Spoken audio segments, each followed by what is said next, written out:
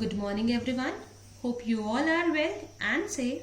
So today we will start our last, which is the fourth part of Madam Rides the Bus. On our previous classes we had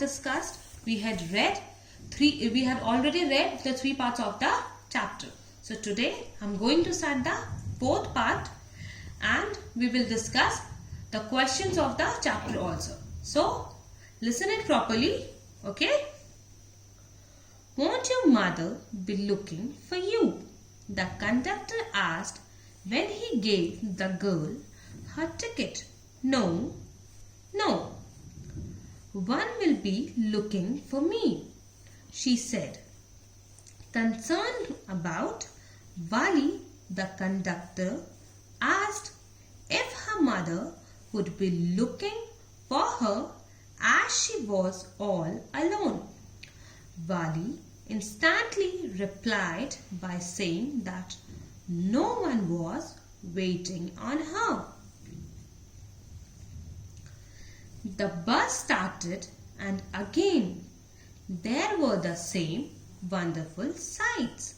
Vali wasn't bored in the slightest and greeted everything with the same excitement she had felt the first time. But suddenly she saw a young cow lying dead by the roadside, just where it had been struck by some fast-moving vehicle.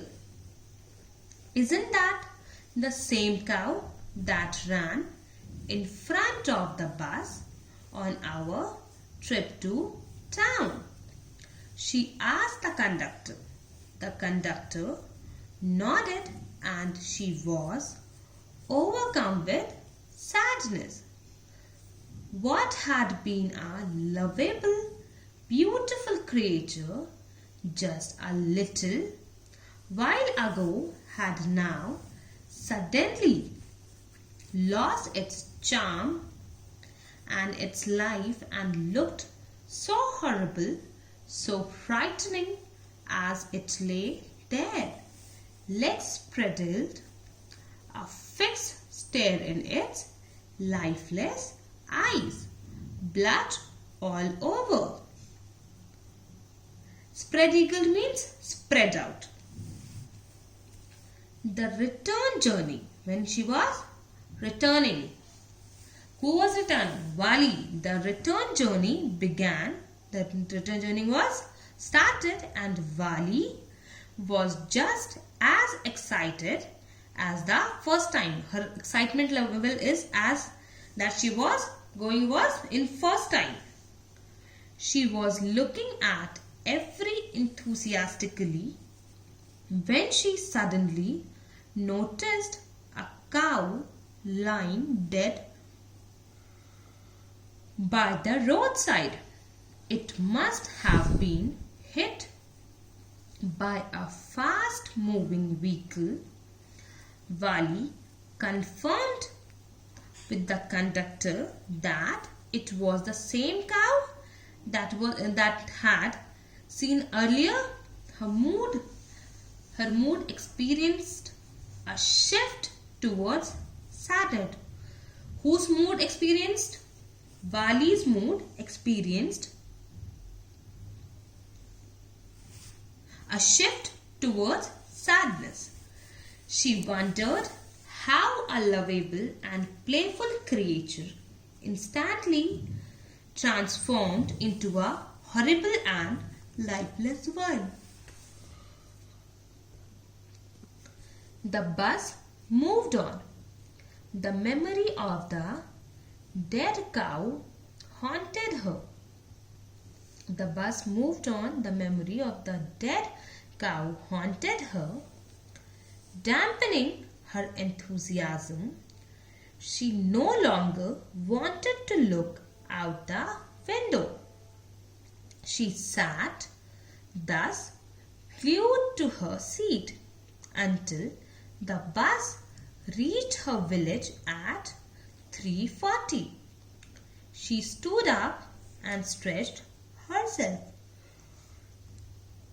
Then she turned to the conductor and said, "Well, sir, I hope to see you again." "Okay, madam," he answered her, smiling. "Whenever you feel like a bus ride, come and join us. And don't forget to bring your fare." She laughed and jumped down from the bus.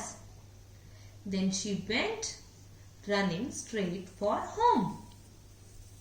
Haunted means return repeatedly to her mind. It means you could say it was just impossible to forget. The sight of the dead cow robbed Vali of her enthusiasm, and thus she stopped looking out of the window. She sat silently on her seat until she reached home at around 3:40. While deboarding, she conveyed her intention of seeing the conductor again, to which the conductor replied to Vali in a sarcastic way or in a sarcastic manner. He told her not to forget her fare the next time. She intended to travel. Vali went home. When she entered her house, she found her mother.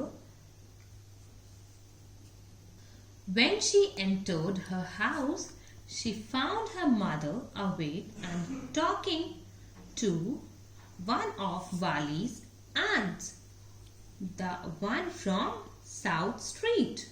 This aunt was a real chatterbox, never closing her mouth once she started talking.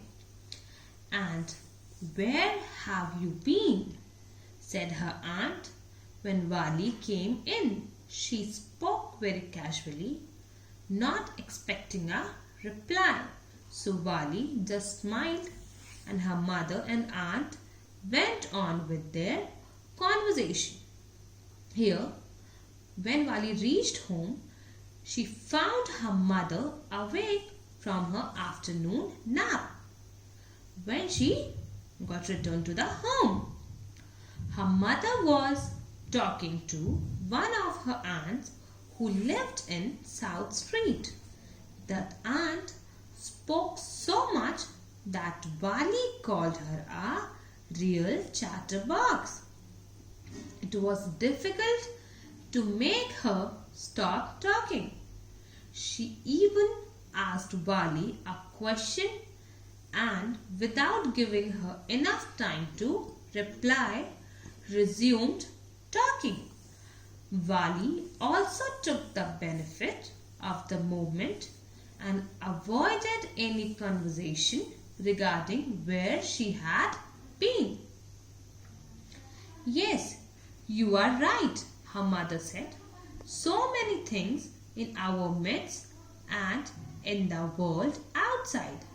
How can we possibly know about everything? And even when we do know about something, we often can't understand it completely.